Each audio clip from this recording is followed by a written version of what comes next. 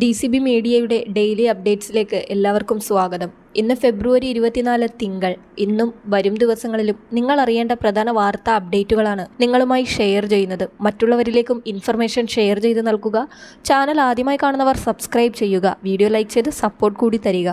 ആദ്യത്തെ അറിയിപ്പ്, സംസ്ഥാനത്തെ 25 ലക്ഷത്തോളം വരുന്ന PM കിസാൻ സമ്മാൻ നിധിയിൽ അംഗങ്ങളായിരിക്കുന്നവരുടെ ബാങ്ക് അക്കൗണ്ടിലേക്ക് 2000 രൂപ വീതം ഇന്ന് ഉച്ചയ്ക്ക് എത്തുന്നതാണ്. ബീഹാറിലെ ഭഗൽപൂരിലെ സമ്മേളനത്തിൽ വെച്ച് പ്രധാനമന്ത്രി ശ്രീ നരേന്ദ്രമോദിയാണ് ഉച്ചയ്ക്ക് 2 മണിക്ക് ഒരു റിമോട്ട് സ്വിച്ച് ഓൺ കർമ്മത്തിലൂടെ കിസാൻ സമ്മാൻ നിധിയുടെ 19ാമത് ഗഡുവിന്റെ വിതരണം ഉദ്ഘാടനം ചെയ്യുന്നത്. രാജ്യത്തെ 9.7 കോടി കർഷകർക്ക് 2000 രൂപ വീതം നൽകുന്നതിനായി 22,000 കോടി രൂപയാണ് കേന്ദ്ര സർക്കാർ നൽകിയിരിക്കുന്നത്. 4 മാസം കൂടുമ്പോൾ 2000 രൂപ വീതം വർഷത്തിൽ 3 തവണയായി 6000 രൂപയുടെ ധനസഹായം ലഭിക്കുന്ന ഈ പദ്ധതി വഴി 19 ഗഡുക്കളിലായി 38,000 രൂപയാണ് കർഷകർക്ക് ലഭിച്ചിരിക്കുന്നത്.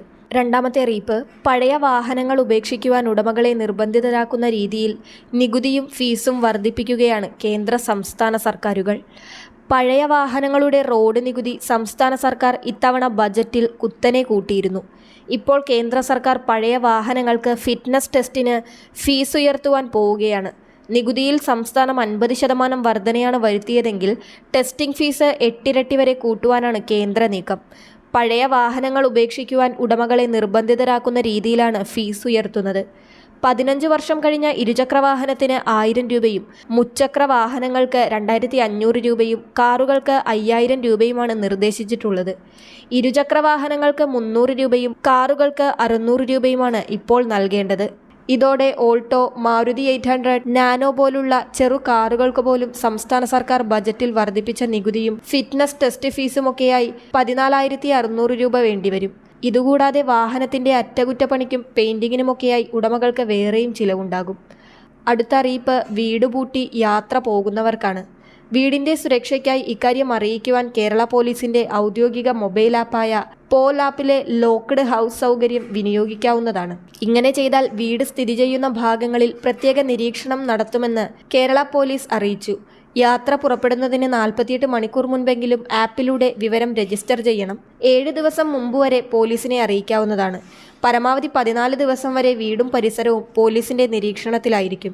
യാത്ര പോകുന്ന ദിവസം വീട് സ്ഥിതി ചെയ്യുന്ന ലൊക്കേഷൻ, വീട്ടുപേര്, വീടിന് സമീപത്തുള്ള ബന്ധുക്കളുടെയോ അയൽവാസികളുടെയോ പേരും ഫോൺ നമ്പറും എന്നിവ ആപ്പിൽ നൽകേണ്ടതുണ്ട്.